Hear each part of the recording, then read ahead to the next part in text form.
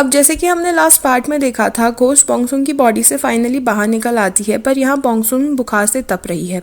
Chef उसको hospital ले जाता है, जहाँ उसको डॉक्टर बताता है कि वो एक्सट्रीम शॉक और बुखार के कारण बेहोश हो गई थी।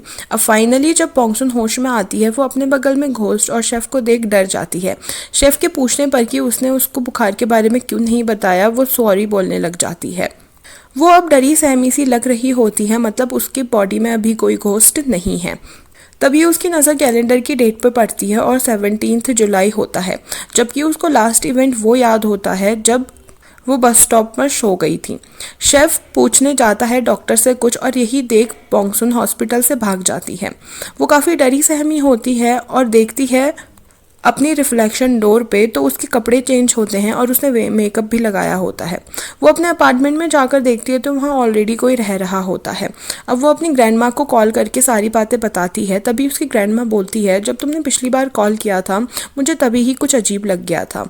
मुझे पता है तुम्हें क्या हुआ है। तुम्हारी बॉडी को घोस्ट ने पोजेस कर लिया था और वो घोस्ट दोबारा से तुम्हारी बॉडी पोजेस करने आएगी, पर तुम्हें स्ट्रांग बनना होगा।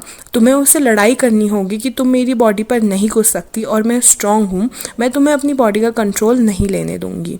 यहीं इधर शेफ बोंगसुन को काफ़ी ढूंढने पर भी जब वो नहीं मिलती तो वो वापस रेस्टोरेंट चला जाता है और वो खुद से ही सोच रहा होता है कि मैं बोंगसुन की इतनी चिंता क्यों कर रहा हूँ। जब वो मेरे साथ थी तब तो ठीक था, पर अब जब वो नहीं है मैं उसे मिस बहुत कर रहा हूँ। और घोस्ट उसको बस देख ही रही होती है। तभी उसके दिमाग में आती है ये बात कि शेफ के साथ मेकआउट करने के सबसे ज़्यादा चांसेस किसके हैं। तो उसको याद आती है सोयूं। वो सोयूं को पोजेस करने जाती है, पर वो बार बार फेल हो जाती है। सोयूं की बहुत स्ट्रॉन्ग एनर्जी होती है और घोस्ट वीक एनर्जी वालों को इजीली पोजेस कर लेते हैं, जैसे कि बोंगसुन। अब इधर ग्रैंडमा की बातें सोच रही होती है बोंगसुन। तभी वहाँ ऑफिसर चॉय आता है और उसको पुलिस स्टेशन ले जाकर बोलता है कि अब तो हम रैमन बडीज बन चुके हैं। अब बोंगसुन को तो कुछ याद नहीं, पर वो किसी को इस बारे में बता भी नहीं सकती, तो वो प्रिटेंड करती है कि उसको सब याद है और उसकी बात में हामी भरती है। ऑफिसर चॉय उसको रेस्टोरेंट ले जाता है और शेफ उसको खूब डांटता है कि कल रात वो कहाँ थी। तभी वो उस पर सिर्फ सॉरी बोलकर वहाँ से चली जाती है। उसके कोवर्कर्स उसको टच करके जब बात करते हैं तो वो अनकंफर्टेबल हो जाती है और काम भी बहुत स्लो कर रही होती है और बार बार सॉरी सॉरी बोल रही होती है। बेसिकली अब वो पहले की बोंगसुन की तरह बिहेव कर रही होती है, पर सबको बहुत अजीब लगता है कि ये अचानक से कैसे बार बार बदल जाती है। जैसे कि घोस्ट को पता है कि बोंगसुन उसे अब देख सकती है, घोस्ट उसके पीछे पड़ जाती है कि बस तुम मुझे एक बार अपनी बॉडी में घुसने दो, मेरी कोई मजबूरी है और वो पूरा करने के बाद मैं निकल जाऊंगी। बोंगसुन उसे ना सुनने की एक्टिंग करती है, पर घोस्ट के बार बार बोलने पर बोंगसुन सोचती है अब मुझे फाइट करनी ही होगी और उसको जवाब देने की कोशिश करती है। पर जैसे कि उसकी शाय और डरी हुई पर्सनालिटी है, वो उसको जवाब नहीं दे पाती और उसके हाथ में एक बर्नर होता है, जिससे उस घोस्ट को भगाने के चक्कर में वो स्टोर रूम पे आग लगा देती है। इससे शेफ के रेस्टोरेंट में आए हुए काफ़ी सारे फॉरेनर्स को बाहर निकालना पड़ता है, यहाँ तक कि फायर ब्रिगेड भी आ जाती है। अब ऑब्वियसली रेस्टोरेंट का काफ़ी ज़्यादा नुकसान होता है और शेफ़ उससे पूछता है कि मैं पूछना चाहता हूँ तुम्हारे साथ क्या हुआ और तुमने ऐसा क्यों किया। इस पर बोंगसुन गुस्से से भूत की तरफ देखती है, पर ऑब्वियसली वो कुछ बता नहीं सकती किसी को और वहाँ से रोते हुए चली जाती है। रोता हुआ देख भूत उससे बोलती है कि मुझे बस एक ही बार अपने शरीर में आने दो, मैं तुम्हें कुछ भी परेशान नहीं करूँगी। और तभी बोंगसुन जवाब देती है कि अगर तुम्हें मुझे परेशान नहीं करना तो प्लीज़ यहाँ से चले जाओ, मैं तुम्हारी शक्ल नहीं देखना चाहती। मैं नहीं चाहती मेरी बॉडी पर किसी और का ऑर्डर चले या कोई मेरी बॉडी को पोजेस करे। इधर शेफ को बोंगसुन की काफ़ी चिंता हो रही होती है और वो उसे कार में बैठाकर साइकेट्रिक हॉस्पिटल लेकर जाता है। चेकअप करने के बाद डॉक्टर उसे बताता है कि बोंगसुन को शायद बाइपोलर डिसऑर्डर है। जब वो मेनियक मोड में आती है तब वो काफ़ी बिंदास और फ्रैंक बिहेव करती है, पर जैसे ही वो डिप्रेशन मोड में आती है वो चुपचाप और डरी सी बिहेव करती है। और जब पूछता है शेफ़ कि इसका कारण क्या है, तो डॉक्टर बताता है कि शायद किसी बहुत ज़्यादा शॉक और स्ट्रेस की वजह से वो ऐसी हो गई है। अब यहाँ पर शेफ़ को लगता है कि जो उसने ज़ोर ज़ोर से बोंगसुन को डांटा है उसकी वजह से बोंगसुन को बाइपोलर डिसऑर्डर हुआ है। और वो बॉन्गसुन को अपने स्टोर रूम में रहने की इजाज़त दे देता है। जब वो नूडल्स खा रहा होता है उसे याद आता है कि अरे बॉन्गसुन भी तो भूखी होगी, और तभी वो you are my sunshine blog से देखकर उसके लिए एक डिश बनाता है, जबकि असलियत में ये डिश तो बॉन्गसुन की ही है और ये वेबसाइट भी उसी की है।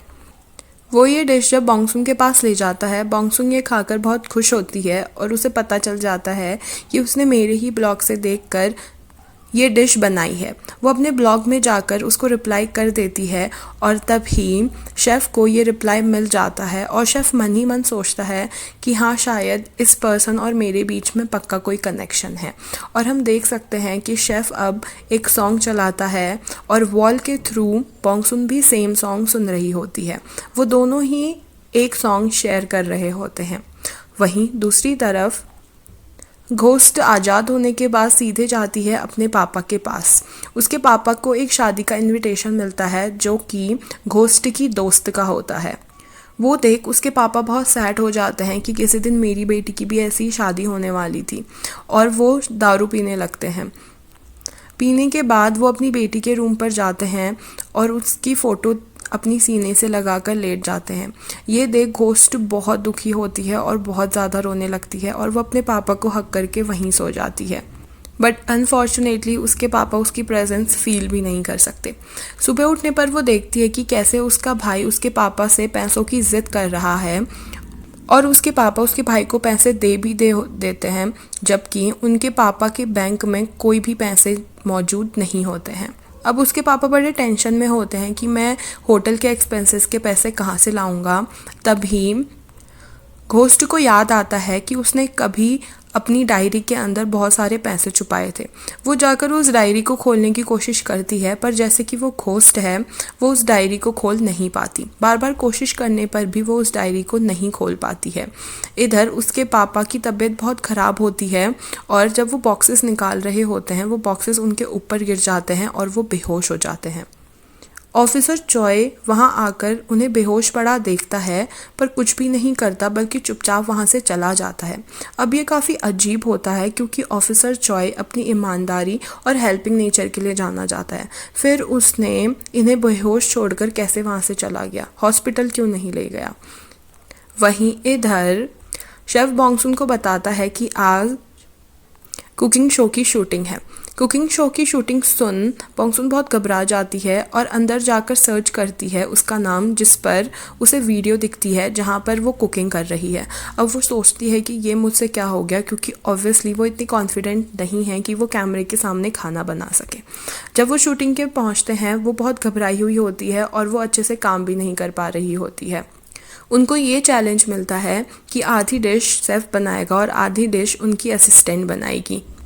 अब शो की शूटिंग स्टार्ट होती है और शेफ़ का टाइम ख़त्म हो जाता है और जब वो पीछे आता है तो बॉन्गसुन को खाना बनाना पड़ता है, पर वो कैमरे के सामने इतनी ज़्यादा घबराई हुई होती है कि उसके हाथ ही नहीं चलते और वो बिल्कुल कांपने लग जाती है। तभी वहाँ पे भूत आ जाती है और वो घोस्ट उसको बोलने लगती है कि प्लीज़ मुझे एक बार अपने शरीर में आने दो, एक बार मुझे अपने शरीर में आने दो। ये सुन बॉन्गसुन और भी ज़्यादा घबरा जाती है, जिस वजह से शूटिंग को थोड़े देर के लिए रोकना पड़ता है। बॉन्गसुन भाग भाग कर एक हॉलवे में जाती है और वहाँ पर घोस्ट उसे बताती है कि मैं जब पैसे निकालने की कोशिश कर रही थी डायरी से, पैसे तो मुझे निकल के मिल गए, पर जब मैंने बाहर आके देखा तो मेरे पापा बेहोश पड़े थे। इस पर वो बॉन्गसुन बोलती है कि मुझे कुछ नहीं पता, प्लीज़ यहाँ से चली जाओ, प्लीज़ यहाँ से चली जाओ, प्लीज़ यहाँ से चली जाओ। तभी घोस्ट बोलती है मैं कैसे भूल जाऊँ, वो मेरे पापा हैं, मेरे पापा को मैं कैसे भूल जाऊँ, उन्हें बेहोश देकर मैं कैसे उन्हें छोड़ दूँ और कुछ भी ना करूँ, मैं उनकी बेटी हूँ, मैं उन्हें इग्नोर नहीं कर सकती, प्लीज़ बस मुझे एक बार अपने शरीर में आने दो। और दूसरी तरफ बॉन्गसुन को शूटिंग वाले भी बुला रहे होते हैं।